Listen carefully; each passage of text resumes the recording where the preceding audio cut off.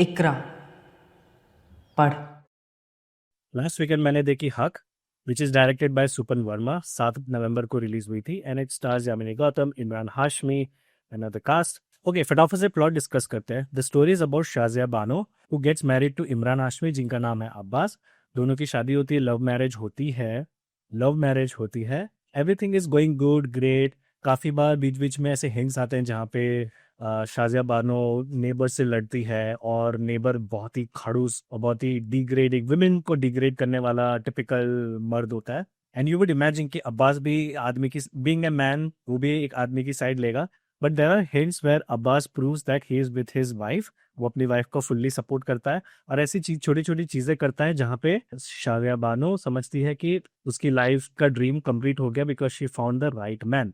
जैसे movie progress करती है और यामिनी का रिबेलियस नेचर और सामने आता है, अब्बास फ्रस्ट्रेट होना स्टार्ट करता है बिकॉज कुछ चीजें आगे आने वाली होती है। And after I think after 20 minutes और सो, अब्बास पाकिस्तान जाकर चुपके से, मतलब ऑब्वियसली अपनी वाइफ को बोलता है, बट जाता है वहां पे और चुपके से वहां शादी करके अपनी नई बीवी को अपने घर पे लेके आता है। ये स्टोरी है 1970s और 80s की, जहाँ पे मुस्लिम कम्युनिटी के मैन 4 शादियां कर सकते थे। तो यहाँ पे भी वैसी कुछ सिचुएशन हो रही है, but here Shazia Bano is different. तो यहाँ पे बहुत बहुत टेंस वाली सिचुएशन हो जाती है। But eventually she has to accept her, this is the new wife, she has to accept her. But Abbas अपनी वाइफ को, शाजिया बानो को कंफर्ट करता है कि ये सेकंड शादी कॉम्प्रोमाइज से हुई है, कुछ चीजें प्रॉमिस की थी उसकी मदर ने, इसलिए वो करनी पड़ी थी। So she doesn't have to worry, she will always be his first priority, because बच्चा भी हो रहा है। तो यहाँ पे कंफर्ट हो रहा है। तो यहाँ पे ना बहुत ही मिक्स सिग्नल देता है अब्बास, बिकॉज मूवी के स्टार्ट में बहुत अच्छा है, फिर बीच में एकदम खराब हो जाता है, फिर चुपके से शादी करता है, फिर यहाँ आके आके वापस अच्छा सा हो जाता है। तो ये बहुत ही कॉम्प्लिकेटेड कैरेक्टर यहाँ पे बताया, which is really good. Imran Hashmi delivers, तो मजा आ गया ये भाई को देख के। फिर आगे जाके दोनों के बीच में बॉन्डिंग, जेलसी, बहुत सारे कन्फ्रंटेशन, बहुत सारी चीजें होती है। Then particularly when they go to market shopping करने के लिए, यहाँ पे जेलेसी दिखती है शाजिया बानो के साइड से। तो दूसरी वाइफ सायरा, वो समझ जाती है कि कुछ तो ये बंदी कर रही है जो उसको अच्छा नहीं लग रहा। अब वो क्या कर रही है वो आप मूवी देख के हो, मैं नहीं बताऊंगा, ओके। तो यहाँ पे वो समझ जाती है and then she confronts Bano कि भाई मैं यहाँ पे चैरिटी केस नहीं, तू यहाँ पे चैरिटी केस है, because Abbas used to love him from long back, बहुत पहले से। तो यहाँ पे बहुत शॉकिंग सी चीजें हो जाती है, दोनों बहुत गुस्से हो जाते हैं। अब मैं बताऊंगा बहुत अच्छी अच्छी चीजें इस मूवी के बारे में, but let me finish the plot. Then the turning point, जब उनकी एनिवर्सरी होती है तो बानो एक्सपेक्ट्स कि उसका हस्बैंड उसके साथ एक डेट तो स्पेंड कर सकता है, राइट। बट यहाँ पे दोनों के बीच में बहुत कॉम्प्लेक्सिटी हो जाती है। बानो मीटिंग के बीच में घुस के उससे टाइम मारने की कोशिश करती है, तो वहाँ पे वो बहुत ही नीडी, जिनको अटेंशन चाहिए होता है, वो वाला नेचर दिखता है। And I must say Yamini Gautam delivers, I mean वो इमोशन परफेक्टली हिट होता है।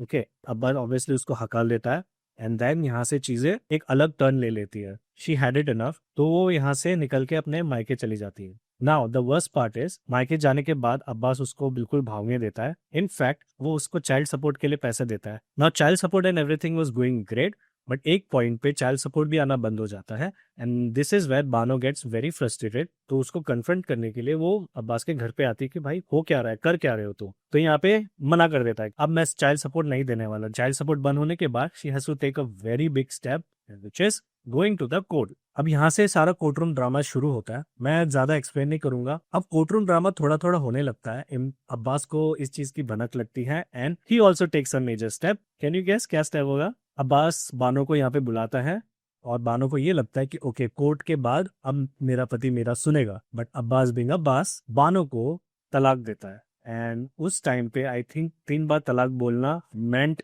डिवोर्स। बट द लॉयर और उसका असिस्टेंट बानो को ये दिलासा देता है कि she is still his wife और वो अभी भी चाइल्ड सपोर्ट, एलिमनी जो भी है क्लेम कर सकती है, बिकॉज 3 बार तलाक बोलने से तलाक नहीं होता। Now the entire court room drama is based on Muslim personal law, जो पर्सनल लॉ बोलते हैं, जो मुस्लिम लॉ होता है, वर्सेस द सेक्युलर लॉ जो पूरे बाकी लोगों के ऊपर अप्लाई होता है। Now the best part is climax. Climax पे अब्बास ऐसा खतरनाक विक्टिम कार्ड प्ले करता है, बट शाजिया बानो के पास फैक्ट्स है, शाजिया बानो के पास पॉइंट्स है, जो एंडिंग में इतने अच्छी तरह से डिलीवर करती है कि you will literally feel for her.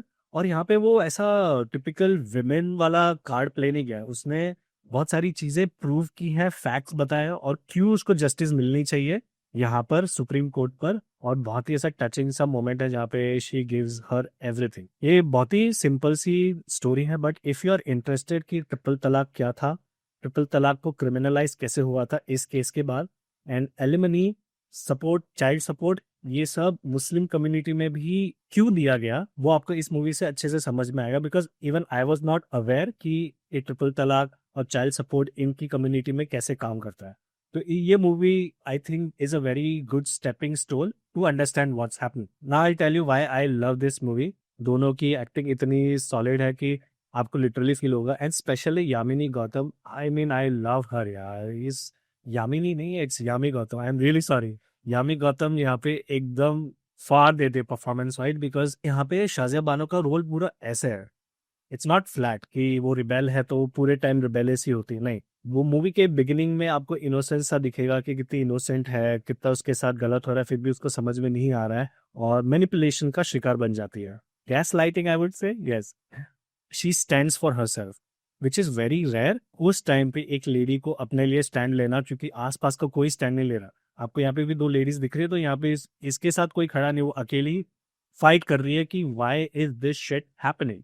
She is powerful. वो मार्केट वाला पार्ट जो मैंने बताया था, वहाँ पे वो जेलेसी वाली चीजें वो भी बहुत अच्छे से फील होती है through her, that's amazing. Remember the anniversary वाला डे, यहाँ पे आपका दिल बहुत बुरी तरह टूटेगा, बिकॉज यहाँ पे जिस तरह वो टाइम और अटेंशन मांग रही है, आई डोंट नो, मुझे तो एकदम से मेरा दिल मेरे गले तक आ गया था यार, कि कितना गंदी तरह से कोई किसी को ट्रीट कर सकता है। But Yami Gautam is a great actor, तो वो चीज यहाँ पे भी फील होती है। मायके जाने के बाद एस्पिरेशन दिखती कि क्यों अब तक उसका हस्बैंड उसको लेने नहीं आया, तो वो डेस्परेशन भी बहुत अंदर से डीपली फील होती है। शाजिया बानो का जो रिबेलियस नेचर है, जो जस्टिस वाला नेचर है, जो फैक्ट्स के साथ बात करता है, ना कि सिर्फ हवेबाजी या रिबेलियस विदाउट अ कॉज जिसको बोलते हैं, वो वाला नहीं है।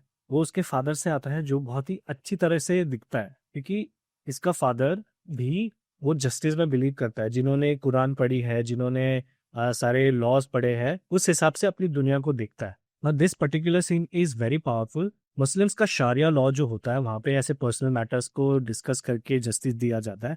तो यहाँ पे अगर देखोगे, यहाँ पे प्लेसमेंट देखो, फादर के पीछे विमेन है और विमेन को पर्दे के पीछे जाकर खड़े रह के बात करनी होती है। और इस बेंच पे जितने भी हैं सारे मेल हैं, जो अब क्लेम करते हैं कि उन्होंने सारी चीजें पढ़ी है, उनको सारी नॉलेज है and they can deliver justice. But the whole placement of this scene, जहाँ पे मैन यहाँ पे है, पर्दे के पीछे ये शाजिया बानो खड़ी है, इन सबको बानो सिखा रही है कि कुरान में क्या लिखा है, क्यों लिखा है और किस बेसिस पे जस्टिस दिया जाना चाहिए। बट यहाँ पे ये सारे मैन जो है, वो बार बार उसी पॉइंट पे आते हैं कि तुम औरत हो, तुम्हें ऐसा करना चाहिए, तुम बदतमीज हो, तुम बोल नहीं सकते, तुम ये तुम वो। और उसके बाप को भी बोलते हैं कि अपनी बेटी को जरा समझाओ। फादर डॉटर का रिलेशनशिप बहुत इंपॉर्टेंट था इस मूवी के लिए, उस बैकग्राउंड को समझने के लिए कि why Bano is rebellious and why she believes in justice. तो ये वाला सीन भी बहुत पावरफुल है, you should watch it carefully, बहुत अच्छे से देखो, बहुत बढ़िया सीन है ये। अभी बहुत ही माइनर सी डिटेल है जो मुझे काफी नोटिसेबल लगी and I love that, is the traumatic scene. जब भी बानो के साथ बहुत ही ट्रॉमेटाइजिंग सीन होता है, फॉर एग्जाम्पल जब वो अपनी बीवी को, दूसरी बीवी को लेके आता है, there is this fast blur going on in the background, जो सिर्फ इसके ऊपर ही फोकस रहता है एंड बाकी सारी चीजें ब्लर सी हो जाती है। So this is where a traumatic scene happens. Then during triple slap वाला सीन, अगेन वहाँ पे ये फास्ट ब्लर आपको दिखेगा and she is in the focus, तो ये मुझे बहुत अच्छा लगा। फिर एक और ट्रेजेडी होती है, मैं नहीं बताऊंगा, बट अगेन यहाँ पे बानो को फोकस में लिया जाता है and there is a fast blur. तो ये आपको दिखेगा कि जब ह्यूज ट्रॉमा उसकी लाइफ में होता है, जो बहुत ही जो छाप छोड़ के जाता है, वो ऐसे सीन में बताया गया है।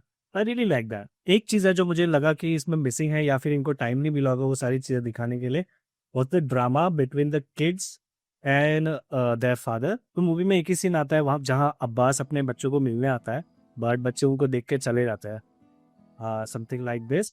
बट मुझे लगा कि और कुछ दिखाना चाहिए, बच्चों का इसमें सफरिंग कुछ भी नहीं दिखा है, बिकॉज एक कोर्ट रूम ड्रामा है, हस्बैंड वाइफ के बीच में चीजें हो रही है, तो बच्चे बहुत ज्यादा सफर करते हैं।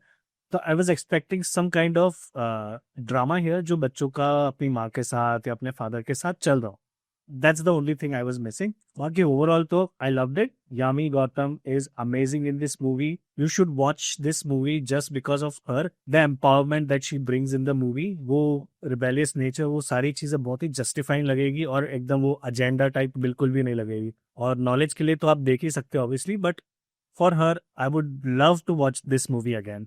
तो देखो और मुझे बताओ आप लोगों को कैसे लगी.